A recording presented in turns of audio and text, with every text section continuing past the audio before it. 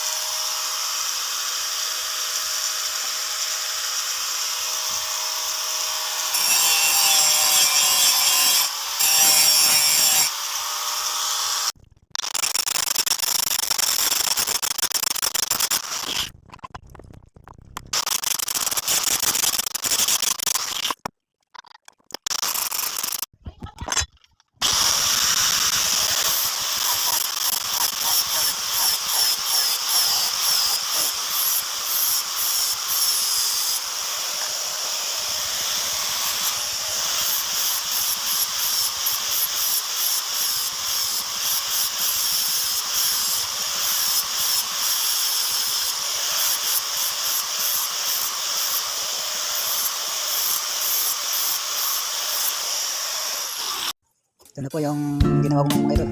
Ito po yung panarili po namin. Kutsilyo. Yan. Talas ba yan mga idol? At ito naman po yung kay Maribit po ito. Matagal na po ito sa akin. Ngayon ko lang nagawa kasi nga marami po ako laging gawa. Ngayon lang po na walang gawa kaya ito yung ginawa na ngayon. Ito po yung panarili ko. Ito yung ganito Maribit. At ito naman yung isang itap dito ni dati na binasbad po ang gawin natin. Dito dati. Ginawa ko na po siya. Binapo ko pang gawin niya. Isa naman ay kaya tiba na po ito. Lingkong na po ang palingon. Hindi na po diretso. Babaguhin ko po ito. Ito. Susubukan ko pa po yan mga idol. Para matigas ang gusto niya. Para ang palingon matagal na kurod. Abangan niyo po ang susunod kong video nito mga idol. At ipupuluhan ko na. Wala pa silang mapulo. Ito po yung ginawa ko ngayon magkapon. Kung matalas na itong pasilyo mo mga idol.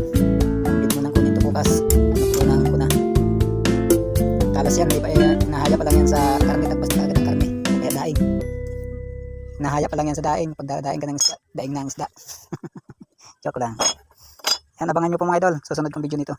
Pupuluhan ko pa siya. Susubukan ko muna pagkasubo ko. Saka ko pupuluhan siya. Hanggang dito na lang po ako mga idol. Alis po sa inyong lahat. Salamat po sa inyong panonood sa aking video.